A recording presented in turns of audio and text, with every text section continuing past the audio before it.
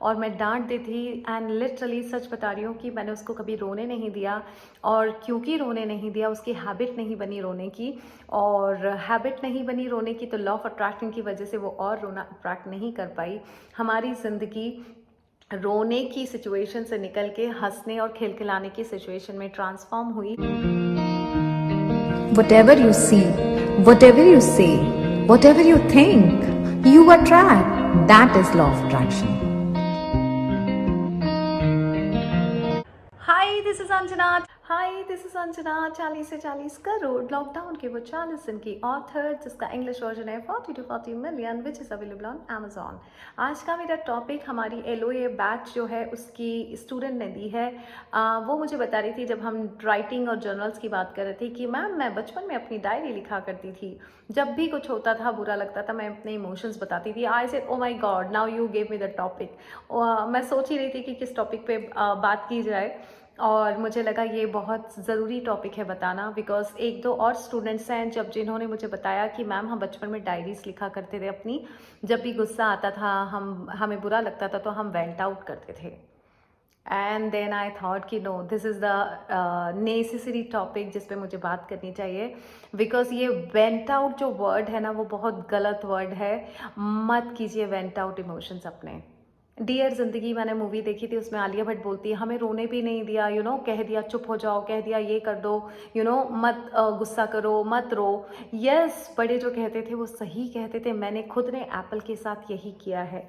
जब भी वो बचपन में रोती थी ना, मैं कहती थी चुप, रोना नहीं। मुझे बहुत गुस्सा आता था जब वो रोती थी और मैं डांट दी थी। एंड लिटरली सच बता रही हूँ कि मैंने उसको कभी रोने नहीं दिया, और क्योंकि रोने नहीं दिया, उसकी हैबिट नहीं बनी रोने की, और हैबिट नहीं बनी रोने की तो लॉ ऑफ अट्रैक्शन की वजह से वो और रोना अट्रैक्ट नहीं कर पाई। हमारी ज़िंदगी रोने की सिचुएशन से निकल के हंसने और खिलखिलाने की सिचुएशन में ट्रांसफॉर्म हुई, बिकॉज हमने नेगेटिव इमोशंस को वेंट आउट ही नहीं किया, बोला ही नहीं, सोचा ही नहीं, फोकस ही नहीं किया। नेगेटिव इमोशंस मत कीजिए vent out. You are very lucky if you don't have any shoulder to lean upon और क्राई अपॉन। कई लोग ऐसा बोलते हैं कि हमें हमारा हमारा कोई दुख सुनने वाला ही नहीं है। अरे अच्छी बात है अगर आपका दुख सुनने वाला कोई नहीं है, क्योंकि अगर कोई है ही नहीं तो आप किससे दुख की बातें करोगे, और जब दुख की बात करोगे नहीं तो दुख आएगा ही नहीं ज़िंदगी में, बिकॉज लॉ ऑफ अट्रैक्शन की वजह से जो आप बोलते हो वो ज़िंदगी में आता है। आप दुख की बातें करोगे दुख आएगा, सुख की बातें करोगे सुख आएगा। हमारा ह्यूमन माइंड लेकिन दुख की बात करना चाहता है, हमारा ह्यूमन माइंड सिंपैथी लेना चाहता है। अभी रिसेंटली मेरी एक बहुत अच्छी फ्रेंड है, उनके साथ मेरी बात हुई। उनके फादर की अभी थोड़े दिन पहले डेथ हो गई। ये इसलिए मैं बताना चाह रही हूँ क्योंकि जिससे आप समझ सकें। उनके फादर की डेथ हुई और मैं उनको बुलाना चाह रही थी अपने घर में गणपति के टाइम पे। मैंने उन्हें मैसेज किया, उन्होंने कहा कि उनके फादर की डेथ हो गई। As a law of attraction coach या एज अ ह्यूमन, जब मैं लॉ ऑफ अट्रैक्शन को समझ चुकी हूँ, मुझे पता है कैसे रिएक्शन देने होते हैं, मैंने जस्ट उनको एक मैसेज किया, take care of yourself and I am so sorry. जो भी हमारा एक नॉर्मल मैसेज होता है बस वो मैंने करके, और उनके पापा के लिए प्रणाम करके, उनके पापा की आत्मा की शांति के लिए मैंने अपने मन में कुछ भाव लिया एक मैं। लेकिन उसके बाद मेरी उनसे कभी बात नहीं हो पाई, बिकॉज मैं अपने इनाग्रेशन में बिज़ी थी, और ये टॉपिक पे मुझे लगा ही नहीं कि मुझे और बात करनी है, बिकॉज लॉ ऑफ अट्रैक्शन मुझे सिखाता है कि इस टॉपिक्स पे बात करनी नहीं है, तो मैंने नहीं की। और रिसेंटली अभी जब मैं दिवाली पे गई मुंबई और मैं उनको बुला रही थी तो वो नाराज़ थी मुझसे, मुझसे नहीं बहुतों से नाराज़ थी। तो उन्होंने मुझे बोला कि अंजना मैं तुमसे भी नाराज़ हूँ, तुमने एक भी फ़ोन नहीं किया मुझे। और मैंने उनको बोला मैं क्या करती फ़ोन करके, मुझे पता है कि आपकी घर में लॉस हुआ है, आपने अपने अपनों को खोया है, लेकिन उस टॉपिक पे मैं बात नहीं करना चाहती थी, बिकॉज़ उस टॉपिक पे काफ़ी वक्त हो गया था। और अगर मैं उस टॉपिक पे तो वापस से मैं उनके दुख के इमोशंस को एक्टिवेट करती। कैसे हो गई फादर की डेथ, क्या हो गया था, ऑफ कोर्स वो मुझे बताना चाहती और मुझे बताती भी, लेकिन मैं उनके साथ गलत करती अगर मैं उनके वही इमोशंस को दोबारा एक्टिवेट करवाती। बिकॉज़ टाइम के साथ सब कुछ हील होता है, और लगभग 1 डेढ़ महीना हो गया था, तो कोई मतलब नहीं था उस बारे में बात करके। और जिस चीज़ को हम बदल नहीं सकते उसके बारे में बात करना ही नहीं है।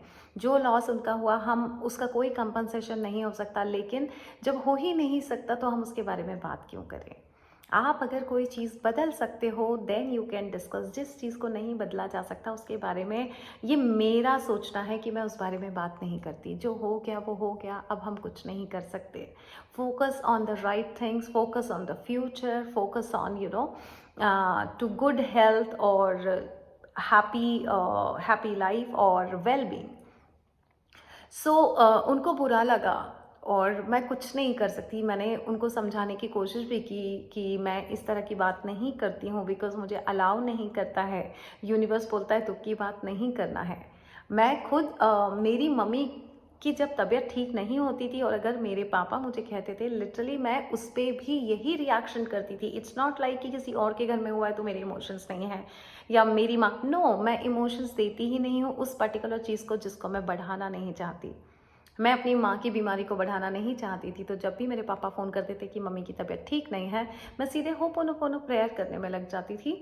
लेकिन मैं 4 लोगों को नहीं बताती थी या 4 लोगों को फ़ोन करके सिंपैथी नहीं लेती थी, मेरी माँ बीमार है, मेरी माँ आईसीयू में। No, that is that is not required and that is not good for your well being. So vent out जो की जाती है डायरी में, ये मत करिए। मैंने काफ़ी लोगों से सुना है, हम जब स्टूडेंट लाइफ में होते हैं, कॉलेज लाइफ में होते हैं, अगर हमारे पास कोई बात करने वाला नहीं होता है तो हम डायरी में इमोशंस लिखते हैं कि आज मेरे साथ ऐसा हुआ, या समझो किसी की मम्मी ने डांटा है। मतलब इनफैक्ट मेरी मम्मी डांटती थी बचपन में, तो मैं खुद लिखती थी मम्मी ने डांटा, मुझे कोई प्यार नहीं करता है, ऐसा वैसा। और यकीन मानिए मेरी टीनेजर लाइफ उतनी हैप्पी नहीं थी जितनी आज मैं हैप्पी हूँ, क्योंकि मम्मी की डांट पड़ती थी। 3 बड़े भाई हैं तो वो भी डांटते थे, सब डोमिनेट करते थे।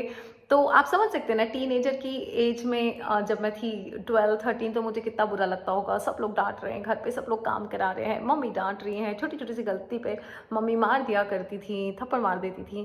पहले की अपब्रिंगिंग वही होती है जब पेरेंट्स थप्पड़ मारने में यकीन रखते थे। और आई थिंक मेरी एज के काफ़ी लोगों ने थप्पड़ खाए होंगे अपनी माँ के हाथ के। बट एनीवे, तो वेंट आउट नहीं करना है। अगर इस तरह की डायरीज आप लिख रहे हैं, कृपया करके हाथ जोड़ के रिक्वेस्ट है बंद कर दीजिए। बिकॉज आपको लिखने का पावर मैं बता चुकी हूँ, बहुत बार बता चुकी हूँ शब्दों की बातें वेबिनार में। जो भी आप डायरी में लिखेंगे वो होगा ही होगा। हम डायरी की पावर को समझ चुके हैं, राइटिंग पावर को समझ चुके हैं, और हम अच्छा भविष्य लिखते हैं। जो हो गया है या जो भी हुआ है जिसकी वजह से हम दुखी हैं, हम उसे नहीं लिख के अफर्म कर सकते डायरी में। मेरे साथ ये हुआ, मैं दुखी हूँ, मैं परेशान हूँ, इस तरह के शब्द लिखे ही नहीं जा सकते। That is a power of writing. गलत लिखो या सही लिखो, वो होगा ही होगा। सो गाइस, अगर आप डायरी लिखते हैं अपनी दुखों को एक्सप्रेस करने के लिए, या आपके पास कोई है नहीं रोने के लिए, या nobody is there to know, कोई शोल्डर नहीं है आपके पास रोने के लिए, देन आप डायरी का इस्तेमाल कर रहे हैं तो मत करिए। It's you are lucky that you don't have any one और you don't have any shoulder to cry upon. Because negative emotion को सुनने के लिए अगर आपकी ज़िंदगी में कोई नहीं है, आप वाकई में लकी हैं। बिकॉज आप जब नेगेटिव इमोशन बोलेंगे ही नहीं तो लॉ ऑफ अट्रैक्शन की वजह से नेगेटिव चीज़ें ज़िंदगी में आएंगी ही नहीं। सुख की बातें करिए, खुशियों की बातें करिए। अगर ज़िंदगी में थोड़े भी अप्स एंड डाउन्स आए हैं, इमीडिएटली वाइब्रेशन शिफ्ट कर दीजिए नेगेटिव से पॉजिटिव में। कुछ भी छोटी सी भी कोई ऐसी चीज़ हुई है जो आपको खुश नहीं रख पा रही है, या किसी ने आपको अपसेट कर दिया, इमीडिएटली आप अवेयर हो जाइए आपकी सराउंडिंग को देख के कि क्या अच्छा है आपकी ज़िंदगी में।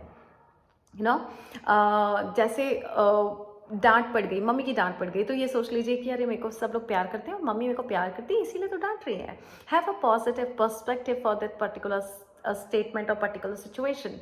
किसी ने कुछ कह दिया, आप उसके पीछे का पॉजिटिव सोचिए, लेकिन नेगेटिविटी से पॉजिटिविटी में इमीडिएटली आ जाइए। नेगेटिव इमोशंस डायरी में वेंट आउट करने के लिए उसको ट्रांसफॉर्म कर दीजिए ग्रैटिट्यूड को। कॉन्शियसली अपने आप में अवेयरनेस लाके कि ग्रैटिट्यूड है, काफ़ी सारी चीज़ें हैं, और जब ग्रैटिट्यूड दिल में आ जाएगा तो नेगेटिव इमोशंस अपने आप सबसाइड होते हैं।